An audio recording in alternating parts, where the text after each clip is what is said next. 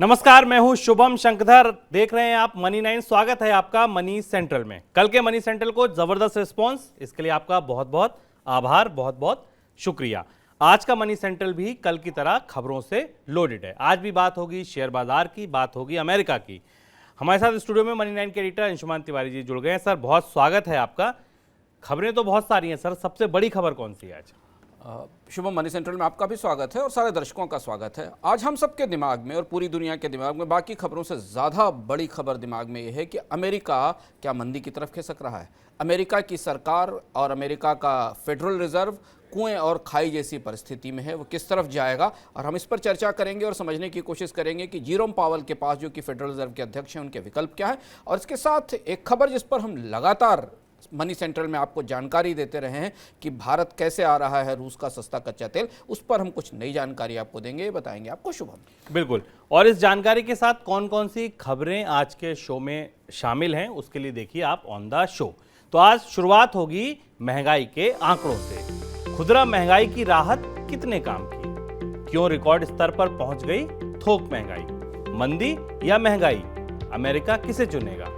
कैसे पुतिन को ताकत दे रहा एशिया? क्यों रूठे रूठे हैं बादल, इसकी भी जानकारी मिलेगी। और चलते चलते अंशुमान जी से बात करेंगे उस मुसीबत के बारे में जो मलेशिया में खड़ी हो गई है। शुरुआत महंगाई से। बीते 24 घंटे में देश में खुदरा और थोक महंगाई के आंकड़े जारी हुए। खुदरा महंगाई में जहां कुछ नरमी देखने को मिली, वहीं थोक महंगाई 10 साल की ऊंचाई पर पहुंच गई। खुदरा महंगाई मई में 7.04% पर रही, जो अप्रैल के स्तर से 7.79 से कम है। वहीं मई में थोक महंगाई 15.88% रही, जो अप्रैल में 15.08% से ज़्यादा है। थोक महंगाई में जो बढ़ोतरी हुई है वो मुख्य रूप से खनिज तेल, क्रूड नेचुरल गैस, खाने की वस्तुएं और मेटल में आई तेजी की वजह से हुई है। सर, खुदरा महंगाई में के आंकड़ों में कम से कम कुछ नरमी दिखी है। आंकड़े क्या कह रहे हैं? क्या ये वाकई नरमी असलियत है? शुभम, खुदरा महंगाई के आंकड़ों में दो चीज़ें। एक तो इसका बेस इफेक्ट है, क्योंकि पिछली बार महंगाई कम का आंकड़ा इसके बेस इफेक्ट के असर के कारण हमें कम दिखाई दिया, पर महंगाई को भीतर से खोलने पर हमें एक महत्वपूर्ण बात दिखाई देती है। पिछले महीने सरकार ने पेट्रोल डीजल की कीमतों में कमी की थी, टैक्स घटाया था। उसका असर हमें महंगाई के आंकड़े पर कोई बहुत बड़ा असर नहीं दिखाई दिया। जितनी कटौती पेट्रोल डीजल की कीमतों में हुई थी, अगर वो कटौती प्रभावी होती तो शायद महंगाई की दर को और नीचे आना चाहिए था। रिजर्व बैंक का जो सहनीय क्षमता लेवल है 6%, उससे महंगाई की दर ऊपर ही है, 7% से ऊपर बनी हुई है, पहली चीज़। दूसरी चीज़, जो महंगाई के अपने कंपोनेंट्स हैं, खुदरा महंगाई के जो प्रमुख कंपोनेंट्स हैं, उसमें कोर महंगाई 5% से ऊपर है, खाद्य महंगाई 7% से ऊपर है, और कई सारी ज़रूरी चीज़ें जो महंगाई को लगातार ईंधन देती हैं वो सब दहाई के अंकों में है।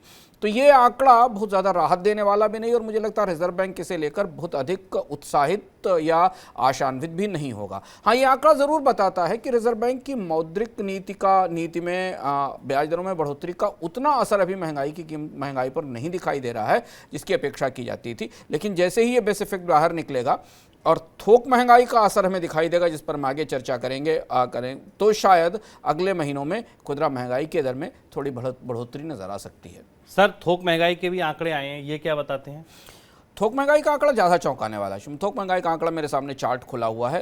थोक महंगाई का लगभग 16%, 15.88% के 88% के आसपास, जो 2012 के बाद का स्तर है। और हम हमेशा देखते हैं कि थोक महंगाई का ट्रांसमिशन खुदरा महंगाई में धीमी गति से होता है। आमतौर पर जो फैक्ट्री प्रोड्यूसर्स हैं, उनकी कीमतों का असर धीमे धीमे खुदरा महंगाई में दिखाई देता है। अब ये इस महंगाई का आंकड़ा ज़्यादा चौंकाने वाला है। यहाँ ईंधन की महंगाई लगभग 40% से ऊपर है। यहाँ मिनरल्स की महंगाई 33% से ऊपर है, यानी जितने भी कच्चे माल हैं प्रमुख, चाहे वो स्टील हो, बेसिक मेटल्स हो, इनकी महंगाई लगातार बढ़ी हुई है, जो हमें खुदरा उत्पादों में आने वाले समय में दिखाई देगी। केमिकल्स की महंगाई बहुत ज़्यादा है। खाद्य महंगाई लगभग 11% के आसपास बनी हुई है। मैन्युफैक्चर्ड प्रोडक्ट्स की महंगाई भी दहाई के अंक में है। तो अगर हम पूरा का पूरा थोक महंगाई का आंकड़ा देखें तो इसमें अधिकांश प्रोडक्ट्स जोड़ें। और जैसे खाद्य महंगाई में शुभम गेहूं की महंगाई देखें, लगभग 10.55% के आसपास महंगाई की दर इस समय बनी हुई है। वेजिटेबल्स की महंगाई 56% के आसपास है थोक बाजार में। तो खुदरा बाजार में इसका असर हमें दिखाई देगा। एक और जो बड़ी महत्वपूर्ण महंगाई इसमें दिखाई देती है वो सब्जियों में भी पोटैटो की महंगाई करीब 24% के आसपास बनी हुई है। ऑयल सीड्स और ऑयल फैट्स की महंगाई लगातार दहाई के अंक में है। तो थोक और खुदरा दोनों महंगाई बढ़त की तरफ है। थोक महंगाई का आंकड़ा हमें अगले 1-2 महीनों में जो रिटेल इन्फ्लेशन है उस पर असर दिखाई देगा। और जब तक कोर इन्फ्लेशन जो कि थोक महंगाई का सबसे महत्वपूर्ण कंपोनेंट है और वो लगातार ऊपर बना हुआ है, वो नहीं नीचे होता है, तब तक हमें महंगाई की दर में कमी नहीं दिखाई देगी। और अंतिम बात, जो दोनों महंगाई के आंकड़ों को हम सामने रखकर देखते हैं तो दिखाई देता है कि भारत की महंगाई ब्रॉड बेस्ड हो चुकी है। अब ये 1-2 चीज़ों तक सीमित नहीं है, ये बड़े दायरे में फैल चुकी है। और वो बड़े दायरे से महंगाई को समेटना और उसे ठीक करना और उसे पटरी पर लाना मुश्किल होता है। हमें ध्यान रखना ज़रूरी है कि महंगाई कम होती है, कीमतें कम नहीं होती। कीमतें हमेशा जब बढ़ी होती हैं तो उनमें एक किस्म की रिजिडिटी, एक जिद होती है। कीमतें कम नहीं होती, महंगाई की दर ऊपर नीचे होती है। बिल्कुल। और एक चीज़ जो अंशुमान जी ने बोली बहुत महत्वपूर्ण है कि महंगाई जो है ब्रॉड बेस्ड हो गई, यानी कि अगर कभी पता चलता है कि प्याज की वजह से महंगाई है, टमाटर की वजह से महंगाई है, तो उसे काबू किया जा सकता है। लेकिन जब महंगाई 10 दिशाओं से आ रही है तो आप किस किस पर काबू करेंगे। एक और चीज़ है जो आपको मायूस कर सकती है, वो है इस साल का मानसून। देश में इस साल सामान्य मानसून का अनुमान लगाया गया है, लेकिन मानसून सीजन शुरू हुए 2 हफ्ते बीत चुके हैं और अब तक जो बारिश हुई है वह सामान्य के मुकाबले 37% कम है। मौसम विभाग के आंकड़े बताते हैं कि 1 जून से लेकर 13 जून तक देश भर में औसतन 31.5 मिलीमीटर बरसात दर्ज की गई है, जबकि सामान्य तौर पर इस दौरान 50.4 मिलीमीटर बारिश होती है।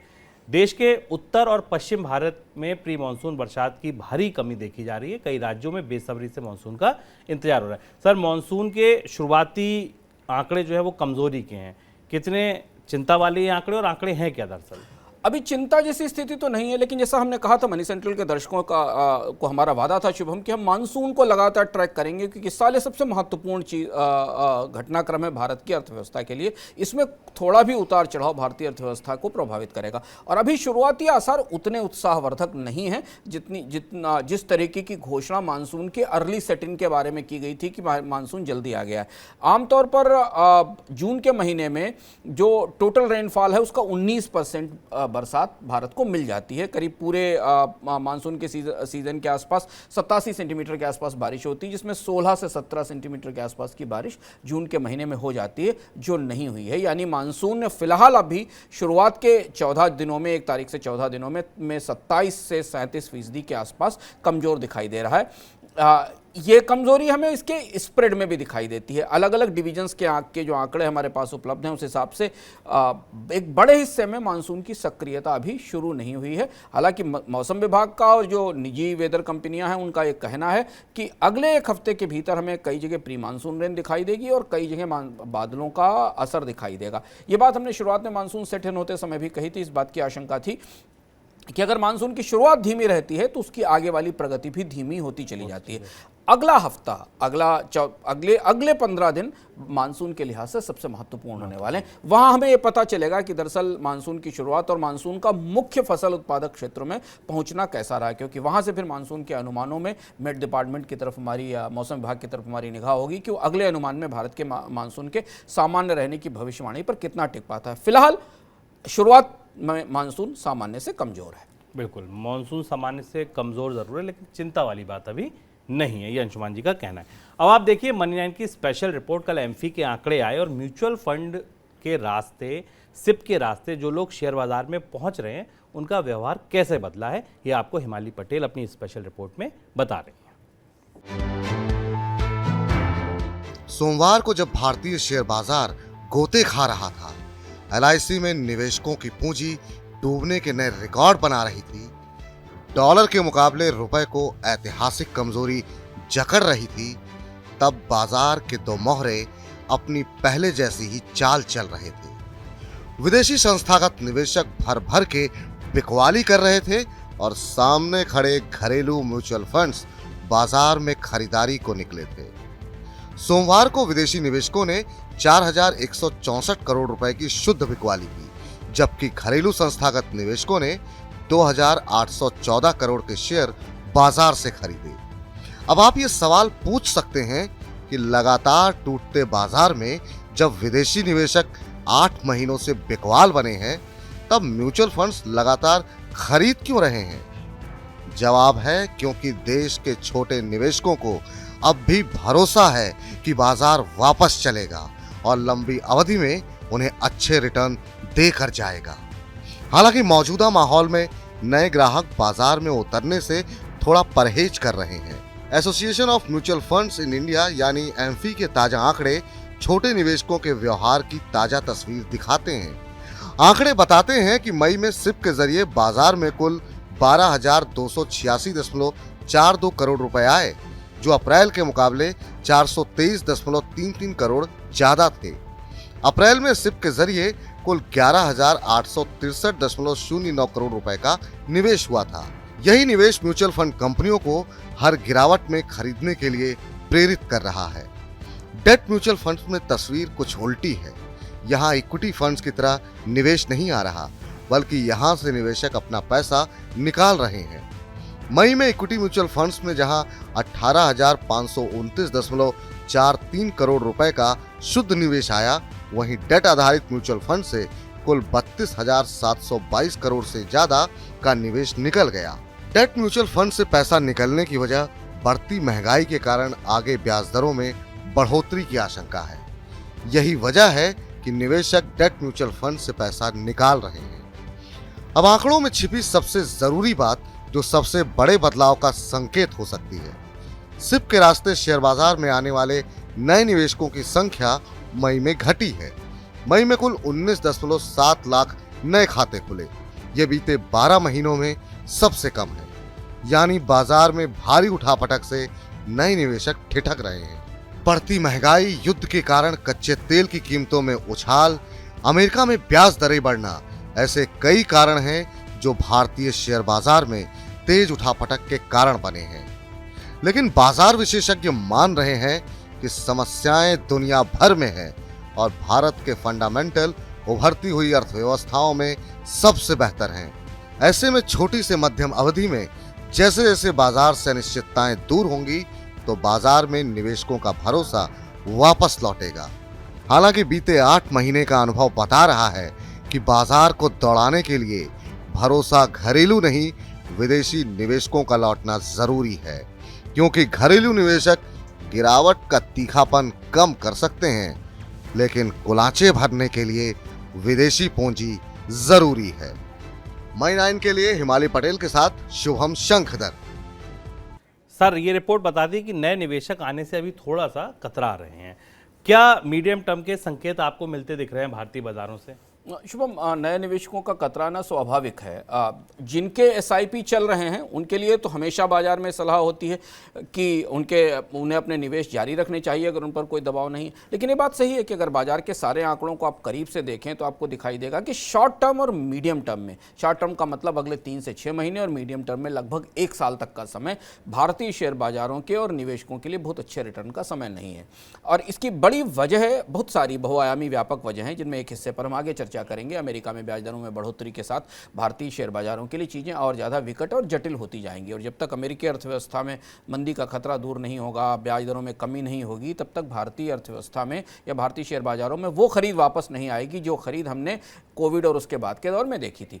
एक महत्वपूर्ण बात और भारतीय निवेशकों को ध्यान में रखना जरूरी, छोटे निवेशकों को नया निवेश करते समय, कि अगर वो नया निवेश कर रहे हैं तो वे अपने बीपी को, अपने ब्लड प्रेशर को और अपने धैर्य को बचाकर रखें, क्योंकि अगले 5-6 महीने 7 महीने में उन्हें वैसा रिटर्न बिल्कुल नहीं मिलेगा अपने उनके निवेश पर जो उन्होंने 1 साल या 2 साल पहले लिया था। आज मैं एक आंकड़ा चेक करने की कोशिश कर रहा था कि भारतीय शेयर बाजार में जो विदेशी निवेशकों की लॉन्ग पोजीशन है इंडेक्स के ऊपर, वो 12 साल के लोएस्ट लेवल के ऊपर है। यानी विदेशी निवेशकों ने लंबे समय के लिए भारतीय इंडेक्स पर गिरने के दांव लगाए हैं, और ये दांव उन सारे निवेशकों को या उन सारे म्यूचुअल फंड निवेशकों को पता है। उन्हें पता है कि जब विदेशी निवेशक भारतीय अर्थव्यवस्था में एक सीमा से अधिक निवेश करने या खरीद की स्थिति में नहीं है, तो म्यूचुअल फंड निवेशकों को भी या म्यूचुअल फंड कंपनियों को भी, एमसीज को भी उतने रिटर्न की उम्मीद नहीं होगी, और इसका असर हमें शुरुआती तौर पर म्यूचुअल फंड निवेश में दिखने लगा है, जो इस रिपोर्ट में दिखाया गया। तो यदि आप छोटे निवेशक हैं, आपकी एसआईपी चल रही है,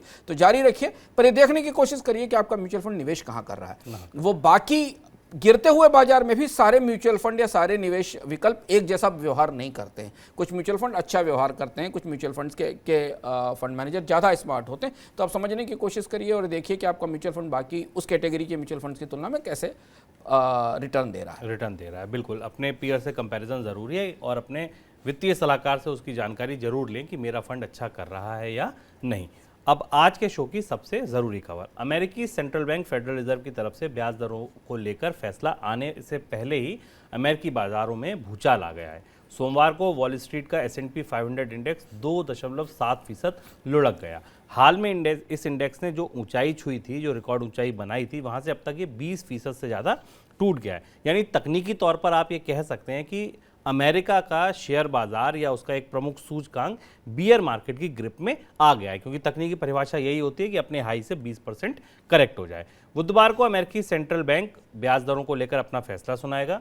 अमेरिका में महंगाई 40 साल के ऊपरी स्तरों पर है, ये बात केंद्र में होगी, इसको मन में रखकर ही फैसला सुनाया जाएगा। सर, कितनी बढ़ोतरी की आशंका है, संभावना है फेडरल रिजर्व की ओर से? शुभम में माना जा रहा है कि पिछले 30 साल में मतलब पाल वोल्कर के दौर को अगर आप छोड़ दें, जिसका की चर्चा बार बार होती है और हमने मनी सेंट्रल में किस्सों के सिक्के में पाल वोल्कर का किस्सा भी सुनाया था कि पाल वोल्कर ने कैसे बड़ी जिद्दी महंगाई को कंट्रोल किया था और उसके लिए अमेरिका को एक ठीक ठाक कीमत चुकानी पड़ी थी 3-4 साल तक।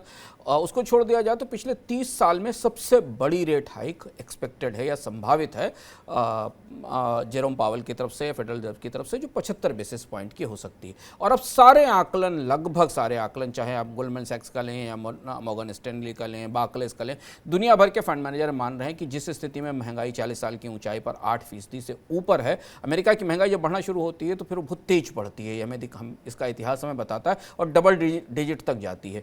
फेडरल रिजर्व 75 बेसिस पॉइंट की बढ़ोतरी करेगा और इसलिए बढ़ोतरी कर सकता है क्योंकि जो पहली दो बढ़ोतरी हैं उनका असर महंगाई पर नहीं पड़ा है। तो इसलिए अब यहां से भारतीय निवेशकों के लिए, दुनिया के निवेशकों के लिए और अमेरिका के निवेशकों के लिए एक बड़ी दुविधा शुरू होती है कि अब कम से कम ये उम्मीद शुभम नहीं की जा रही है कि ये पूरा साइकिल या पूरा रेट बढ़ोतरी का साइकिल अमेरिकी अर्थव्यवस्था को सॉफ्ट लैंडिंग में ले जाएगा। यानी जब ये साइकिल खत्म होगा तो अमेरिकी अर्थव्यवस्था ताकत के साथ इसको बर्दाश्त कर पाएगी कि नहीं। लेकिन कल सबसे बड़ी बैठक है और इस बैठक का असर की संभावना पूरी दुनिया के बाजारों पर दिखाई दे रही। ब्याज दरों में बड़ी बढ़ोतरी होने के पूरे आसार हैं। सर, 2 बार बढ़ोतरी हो भी चुकी है। बढ़ोतरी इसलिए हो रही है कि महंगाई को काबू किया जा सके, लेकिन वो काबू तो आ नहीं रही है। अभी जो रिसेंट नंबर आया है इन्फ्लेशन का, वो तो और बड़ा है। तो अमेरिका में महंगाई पे नकेल पड़ क्यों नहीं पा रही है? अमेरिका में महंगाई 2 वजहों से है। एक तो पहली वजह ये जो पॉजिटिव हिस्सा है, जिस पर हम बाद में भी चर्चा करेंगे कि अमेरिका के मंदी में जाने की गुंजाइश को कमजोर करने वाले या सहारा देने वाला वही कारक है कि अमेरिका की मंदी के 2 महत्वपूर्ण पहलू। एक पहलू ये है कि अमेरिका में मनी सप्लाई काफ़ी ज़्यादा थी। हमने देखा कि पूरे कोविड के दौरान सरकारों ने की तरफ से जो लोग थे उनके अकाउंट्स में पैसे ट्रांसफ़र किए गए, उनको पेचेक प्रोटेक्शन दिए गए, उनको अनएम्प्लॉयमेंट बेनिफिट्स दिए गए, इकोनॉमी को जितना पैसा अधिकतम दिया जा सकता था तो दिया गया। तो एक इन्फ्लेशन मनी सप्लाई से निकली और वो मनी सप्लाई इस बार कंपनियों को नहीं गई, लोगों तक गई। इससे पहले जब भी अमेरिका का केंद्रीय बैंक या यूरोप का केंद्रीय बैंक ब्याज दरें कम करता था या बाजार में मनी सप्लाई बढ़ाता था तो वो कॉर्पोरेट्स को दी जाती थी और कॉर्पोरेट्स उसे अपनी तरह से इस्तेमाल कर सकते थे। ये पैसा सीधा इस बार लोगों के पास गया जिनकी नौकरियां कोविड के कारण खतरे में थी। तो पहली चीज तो ये वो पेंटअप डिमांड के तौर पर सामने आती, उससे पहले सप्लाई चेन्स का डिसरप्शन शुरू हो गया। अमेरिका में क्रिसमस बहुत खराब बीता, सामानों की कीमतें बढ़ी हुई थी। अब कच्चे तेल की महंगाई भी अमेरिका में है, गैसोलीन के प्राइस रिकॉर्ड लेवल के ऊपर हैं। तो अमेरिका की जो इन्फ्लेशन है वो मॉनेटरी इन्फ्लेशन और सप्लाई साइड के क्राइसिस की मिलीजुली इन्फ्लेशन है, इसलिए इसमें इतनी तेज बढ़ोतरी हमें दिखाई दे रही है। क्योंकि अमेरिका एक कंज्यूमर इकोनॉमी है और वहाँ कंजम्पशन इकोनॉमी का सबसे बड़ा आधार है। भारत की तरह भी भारत में भी कंजम्पशन इकोनॉमी का सबसे बड़ा आधार है। तो कंज्यूमर इकोनॉमीज में बाकी देशों की तुलना में महंगाई की रफ्तार बढ़ने की बहुत तेज होती है। इसलिए फेडरल रिजर्व को ज़्यादा आक्रामक होकर, ज़्यादा हॉकिश होकर महंगाई को नियंत्रित करने की कोशिश करनी होगी। और ये एक ऐसा चुनाव होगा जिसमें नुकसान अमेरिकी अर्थव्यवस्था को होना है। ऐसी संभावना अमेरिका में मानी जा रही है। सर, जितनी संभावना, आशंका, उम्मीद इस बात की है कि ब्याज दरें बढ़ाई जाएंगी, लगभग उतने ही वॉइसेस ये भी हैं कि अगर ब्याज दरें बढ़ेंगी तो मंदी आएगी।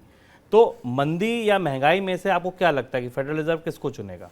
शुभम, इसे और बेहतर ढंग से समझें कि मंदी और स्टैगफ्लेशन में से फेडरल रिजर्व किसको चुनेगा। जेरोम पावेल जब बैठेंगे और अमेरिका फेडरल रिजर्व की मॉनेटरी पॉलिसी कमेटी या जो FOMC है वो बैठेगी, तो उसके सामने बहुत आसान विकल्प नहीं होंगे। ये लगभग ये है कि अगर आप इधर गिरे तो कुएं में है और इधर गिरे तो खाई में है, उनके बीच में आपको खड़े होना है। अब इधर क्या है, इधर स्टैगफ्लेशन है और दूसरी तरफ रिसेशन है और ये बहुत कठिन बात होती है। और अमेरिका की अर्थव्यवस्था, दुनिया की अर्थव्यवस्थाओं के बैंकर्स को बहुत हिम्मत और साहस के साथ ये फैसला लेना पड़ता है। क्यों कठिन चुनाव है? स्टैगफ्लेशन इसलिए ज्यादा कठिन चुनाव है क्योंकि स्टैगफ्लेशन का मतलब है लंबे समय तक महंगाई, कम ग्रोथ और रोजगारों में कमी। यानी ये ऐसी दर्द जो लंबा चलेगा, 2 साल 3 साल चल सकता है। अमेरिका के स्टैगफ्लेशन का 70 के दशक में एक तजुर्बा है जिसने अमेरिकी अर्थव्यवस्था को प्रभावित किया था। तो या फिर एक बड़ी सर्जरी, ब्याज दरों में तेज बढ़ोतरी, एक हार्ड लैंडिंग, इकोनॉमी में रिसेशन और उसके बाद महंगाई को कूल ऑफ करना और उसके बाद वहां से तेज बाउंस बैक। अब ये 2 बड़े विकल्प हैं जहां अमेरिकी अर्थव्यवस्था खड़ी हुई है। मॉर्गन स्टैनले के CEO का कहना है कि 50% तो अमेरिकी अर्थव्यवस्था मंदी की तरफ जा ही रही है, ये उन्होंने मान लिया है। अमेरिका के इकोनॉमिस्ट के बीच में जो सर्वे है उसमें लगभग 75% इकोनॉमिस्ट का मानना है कि अमेरिकी अर्थव्यवस्था ब्याज दरों में इस बढ़ोतरी के बाद एक मंदी का सामना जरूर करेगी, यानी जिसको हम बाजार की भाषा में या मॉनेटरी पॉलिसी की भाषा में हार्ड लैंडिंग कहते हैं, वो हार्ड लैंडिंग होगी, सॉफ्ट लैंडिंग नहीं होगी। तो अब अमेरिका के जो फेडरल रिजर्व प्रबंधक हैं वो इस मामले में काफ़ी हॉकिश हैं। अमेरिकी अर्थव्यवस्था में महंगाई का डर सबसे बड़ा डर है क्योंकि वो लोगों की इनकम खा जाती है, लोगों की परचेसिंग पावर रॉब कर देती है और इसलिए पॉल वोल्कर की इकोनॉमिक पॉलिसी की काफ़ी क्रिटिसिज्म भी होती है, पर उन्होंने बहुत सख्ती से ब्याज दरें डबल डिजिट तक बढ़ा दी थी क्योंकि महंगाई डबल डिजिट में थी और उसके बाद फिर ब्याज दरों में कमी हुई और रेगन के दौर तक ब्याज दरें महंगाई कम हुई थी और वहाँ से अमेरिका की इकोनॉमी में ग्रोथ का एक दौर शुरू हुआ था। जेरोम पावेल वहीं खड़े हुए हैं। ज़्यादा संभावना इस बात की है कि अमेरिकी अर्थव्यवस्था में एक शॉर्ट ड्यूरेशन मंदी आ सकती है और अमेरिका को मजबूरी में ये सर्जरी चुननी पड़ेगी महंगाई को कम करने के लिए। पॉजिटिव साइड में केवल 2 ही ऐसी चीज़ें हैं जो इस मंदी का असर कम कर सकती हैं, इस मंदी को रोक सकती हैं। वो 2, एक, कंज्यूमर कॉन्फिडेंस काफ़ी मजबूती से खड़ा हुआ है। उपभोक्ताओं का कॉन्फिडेंस अच्छा है क्योंकि उनके पास पैसे हैं, वो बाजार में खर्च करना चाहते हैं। जॉब मार्केट का डेटा भी उतना ख़राब नहीं हुआ है जितना ख़राब पहले था और यही मैंने कहा ना कि स्टैगफ्लेशन में जॉब मार्केट का डेटा गिरना शुरू करता है। तो जॉब मार्केट का डेटा में रोजगार कम ना हो तो एक मंदी का जो फेज़ आएगा वो वैसी नहीं होगी जैसे पहले आई थी। और तीसरा इंपॉर्टेंट पार्ट है कि अभी बिजनेस का कॉन्फिडेंस बना हुआ है इन्वेस्टमेंट को लेकर।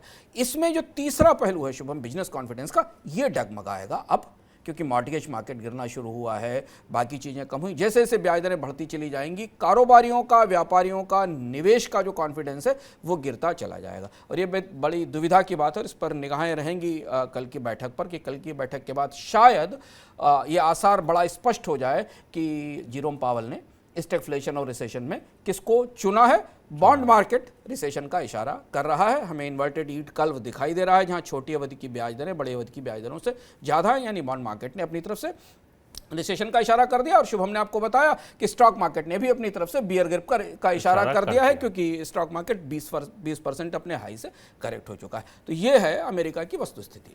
सर, अब अगर मान लीजिए अमेरिका में मंदी आ गई जो लगभग तय लग रही है तमाम आपके जो आंकलन है उसके हिसाब से, तो इसके लिए भारत के लिए इसका क्या मतलब है, भारत के बाजारों के लिए इसका क्या मतलब है या दुनिया भर के लिए इसका क्या मतलब है? अब जब भी ऐसी शॉर्ट ड्यूरेशन इन्फ्लेशन के बाद ब्याज दरें बढ़ने से आने वाली रिसेशंस होती हैं तो पहले तो वो बहुत लंबी नहीं चलती, हालांकि कहना मुश्किल है क्योंकि इकोनॉमी में बहुत कुछ प्रेडिक्ट कर पाना छोटी अवधि में मुश्किल होता है। लेकिन कैलकुलेशन ये है कि इसका बड़ा असर भारतीय शेयर बाजार पर, इस भारत के शेयर बाजार और पूंजी बाजार पर पड़ेगा, जो हमें दिख भी रहा है क्योंकि ब्याज दरें महंगी होती जाएंगी और 75 बेसिस पॉइंट की बढ़ोतरी कल एक्सपेक्टेड है, उसके बाद भी अभी नहीं रुकेगी। तो उसका असर भारतीय बाजार में आने वाली पूंजी पर पड़ेगा जो पहले से ही विदेशी निवेशक निवेश करके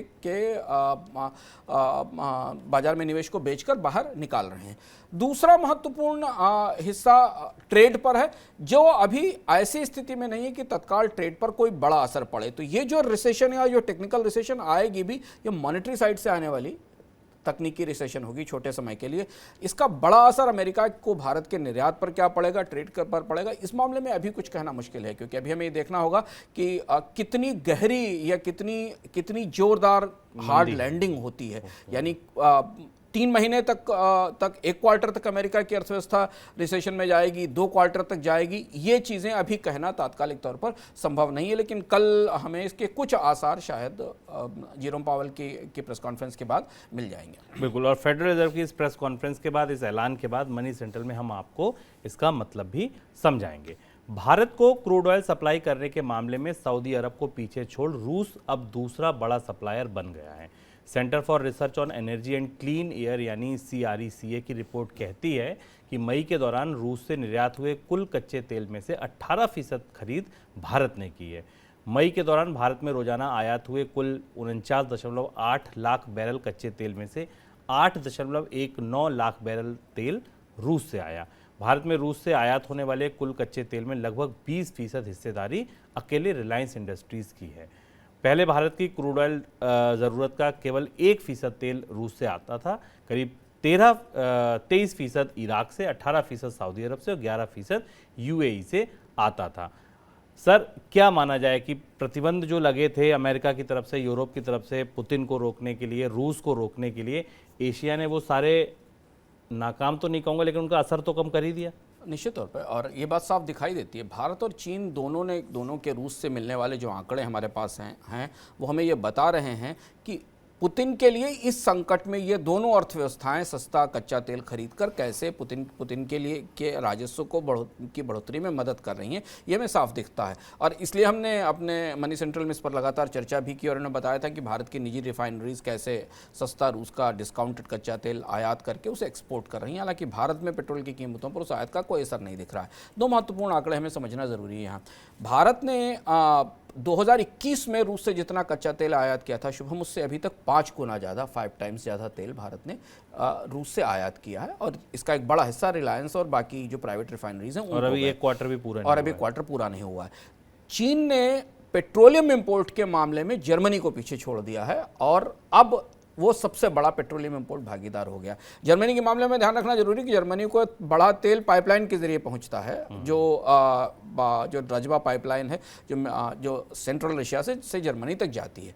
अब इसका फ़ायदा क्या हुआ कि यहाँ कोशिश ये हो रही थी कि रशिया के तेल कारोबार पर रशिया को दुनिया के फिनेंशियल सिस्टम से बाहर करके उसके फॉरेक्स रिजर्व के इस्तेमाल पर रोक लगाकर रशिया की फिनांसिंग को या रशिया की इकोनॉमी को या वार फिनांसिंग मशीन को रोकने की बात हो रही थी। पर आंकड़े ये हैं कि रशिया ने करीब करीब $97 बिलियन का रेवेन्यू पहले 100 डेज में वार में $97 बिलियन का रेवेन्यू केवल फॉसिल फ्यूल के एक्सपोर्ट से अर्न किया है, जिसमें कि 61% यूरोप को गया है। और इसमें एक बड़ा हिस्सा रशिया के फॉसिल फ्यूल का इंपोर्ट जो कोविड से पहले था या वार से पहले था, उसका बड़ा हिस्सा चाइना और इंडिया की तरफ से आया है। अब इंडिया का 18% हिस्सा हो गया है रशिया के क्रूड एक्सपोर्ट में और ये हिस्सा रशिया को के फॉरेक्स रिजर्व को और रशिया को मिलने वाली विदेशी मुद्रा की सप्लाई में मदद कर रहा है। सर, फिर अब यूरोप के देश रोकेंगे कैसे पुतिन को, क्योंकि उनकी स्ट्रेटजी तो एक तरीके से फेल होती दिख रही है। यहाँ एक दिलचस्प तैयारी शुरू हुई है। अब यहाँ फिर वही दुविधा है। ये दुविधा भी अमेरिका की जो वित्त मंत्री जेनेट येलेन, उनका एक इंटरव्यू एक अमेरिकी अखबार में छपा था। और अमेरिका और यूरोप की दुविधा ये है कि यदि रूस के तेल पर और सख्त प्रतिबंध लगाए जाते हैं और बाजार में रूस के तेल का आना बिल्कुल बंद कर दिया जाता है तो कच्चे तेल की कीमतें 150, 160 और $170 तक चली जाएंगी।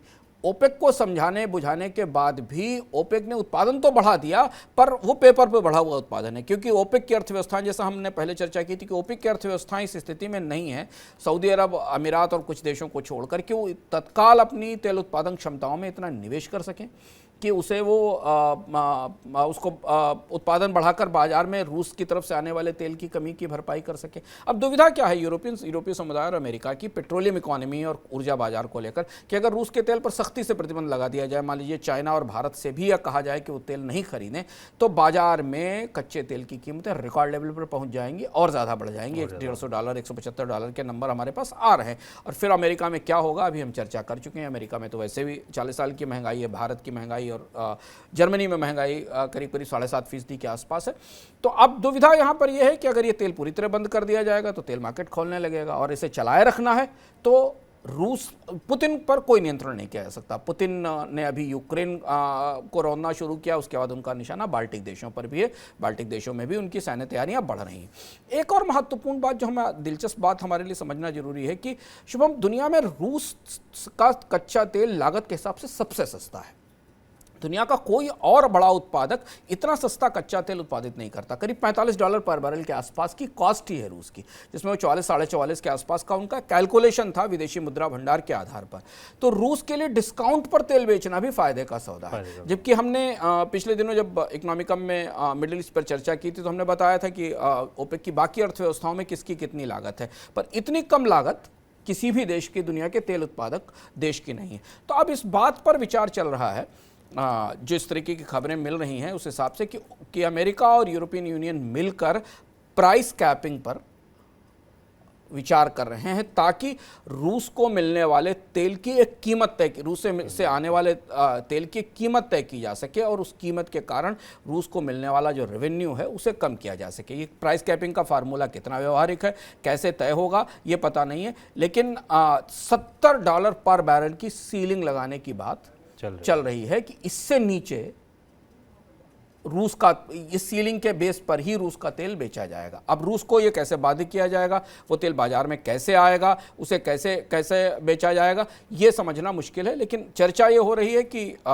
रूस का तेल बाजार में बनाए रखते हुए, कीमतों को ना बढ़ते हुए, कैसे रूस के को मिलने वाली जो रेवेन्यूज़ हैं उनको रोका जा सके, इसका एक फार्मूला वर्कआउट करने का प्रयास चल रहा है। क्या कैसे वर्कआउट होता है, क्या आने वाले दिनों में होता है, इस पर हमारी नज़र बनी रहेगी।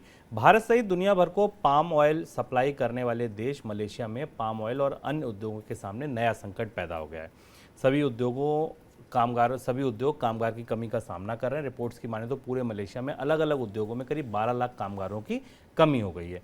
इसमें सबसे ज़्यादा कमी जो हुई है 1.2 लाख कामगारों की, वो केवल पाम इंडस्ट्री में हुई है।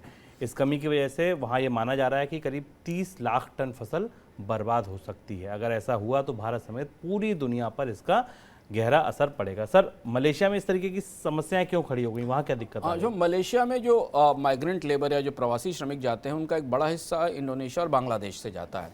कोविड के बाद जो प्रवास के और श्रमिकों के जाने के नियम हैं उनको लेकर काफ़ी सख्ती हुई है, और बांग्लादेश और इंडोनेशिया के साथ मलेशिया ने इस संदर्भ में तमाम नियमों को ठीक करने में देरी हो रही है, और जिससे जितना प्रवासी श्रमिक पहुंचना चाहिए पाम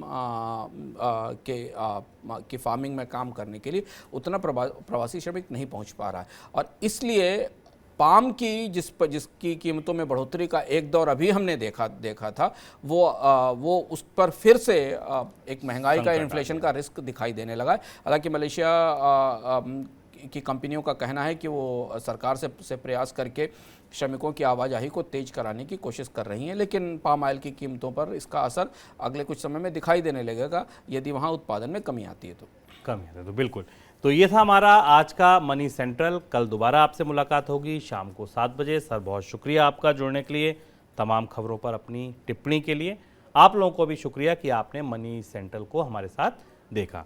कल फिर मिलूंगा आपसे, तब तक के लिए नमस्कार।